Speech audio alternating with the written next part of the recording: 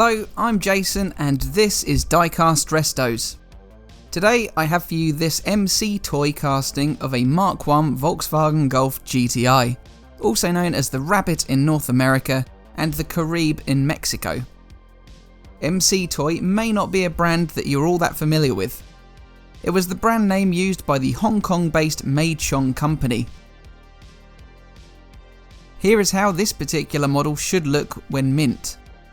And here's a Mark I GTI in reality. The GTI casting was produced by MC Toy from 1985 and remained in production until around 2002.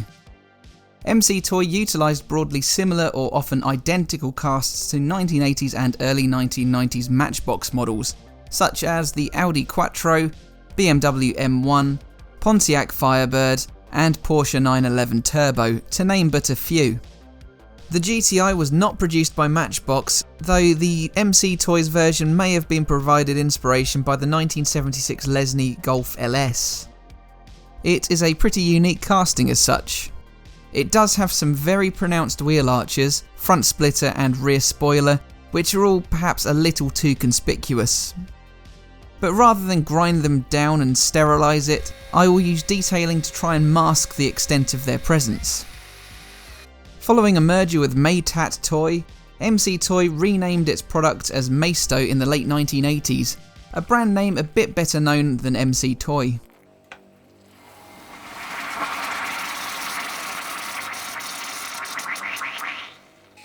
Production of the Golf commenced in March 1974, with the first cars sold in May that year. Designed by Giorgetto Giugiaro, who had already completed the design work on the 1973 Passat and the forthcoming Scirocco, the Golf had alterations on his original design. He had planned for rectangular headlights with wide tail lights, but the rear lights ended up much narrower, with round headlights replacing the rectangles. Domestically, the Golf was a big hit.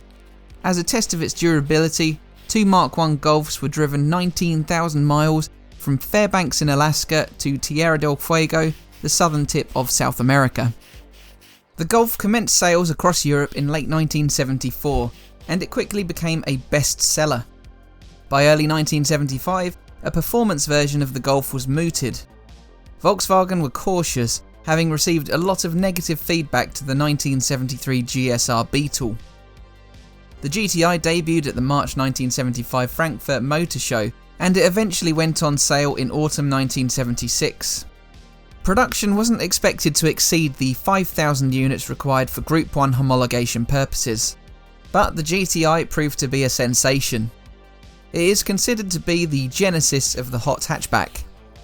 It had a 108 horsepower 1.6 litre engine and weighed just 810 kilos or 1,700 pounds. GTIs were distinguished from regular Golfs by their red grille frame, large front spoiler, black plastic wheel arch extensions, and a black VW emblem. All of these I will incorporate into my custom. The Rabbit GTI did not arrive in the US and Canada until 1982, but worldwide output reached 462,000 units by the end of production. That's for GTIs alone. Of the aforementioned GTI distinctions, I shall be recreating the look with a red surround on the grille. Early GTIs had just a single set of round headlights, though later models had twin lamps. This grille is badgeless, though the GTI versions of the Golf always had black emblems anyway. In addition to colouring in the black plastic arches and the rest of the bodywork to replicate the real thing, I've also purchased some special wheels for my Golf. Tyre manufacturer Pirelli created a special set of alloy wheels for the GTI. These are known as the Pirelli P-Slots due to the P shape of the gaps in the rims.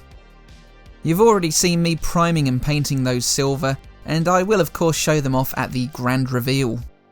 Speaking of silver, I decided on the TS17 gloss aluminum, as diamond metallic silver and Mars red were the two original colours available on the GTI Mark I. Schwarz black was added a short while later. I chose silver over red as I often use red in my restorations and customs, and black would mean my detailing would be less visible. Anyway, I shall leave a link to the Pirelli P-Slot wheel source in the description as always. These are the final touches I am making to the base, coating these blocks used to secure the base at the rear with Citadel, having transformed them more visibly into tail lights with various coloured pens. And here is the grille section now attached to the metal casting, as this build is really starting to come together. Now the entire casting is brushed with Citadel, along the panel gaps, lines and infilling the bonnet slats. The Rabbit nameplate was chosen for the US market, as Golf sounded a little too upmarket for what was meant to be an economy car aimed at young buyers. Golf didn't actually come from the popular sporting pastime. It actually comes from the German for the Gulfstream, Golfstrom. This is in keeping with the Scirocco, taken from the hot Mediterranean wind, and the Jetta, German for Jetstream. The smaller, later Polo is not named after a wind, that is named after the sport, so Golf certainly works both ways. So what I'm doing here is sizing up the plastic window piece in order to draw on the divider between the front door glass and the front quarter vent. I use my micron pen to mark where my line shall run. I then run along my ruler to act as a guide, as at just 0.2 of a millimetre, it's too narrow for this task. Instead, I use my black Sharpie to beef it up.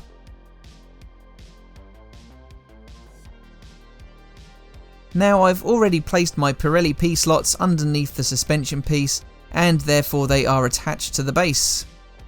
I pop in my marked up window piece and follow this up with the interior plastic. The interior on the real car was a tartan design. I shan't be recreating that without any tartan paint handy. Lastly, the base slips in using the brake light tabs, and it is secured at the front with a chunky 3mm screw. So this is how my MC Toy VW Golf GTI looked when I picked it up. It was a bit scruffy all over and just appeared a little too toy-like in presentation. That's down to the over-exaggerated wheel arches, front lip and rear spoiler. The rear right wheel had collapsed and was a lot lower than the others. I thought, in a better colour with some added detail, this could make for a great little project without too much cutting or chopping. And this is my realistic take on the Mark I Golf or Rabbit GTI. That front grille makes a big difference to that end. The red allows it to stand out more and make it the centrepiece of the casting. The Pirelli P-Slot wheels reinforce the realism, while the black coated wheel arches reduce their otherwise uncurbed presence. The tabs at the back have been turned into rear light clusters, and I think this works really nicely. The rear does sit a little lower than the front axle. This is probably down to the aging metal suspension piece that has weakened over time.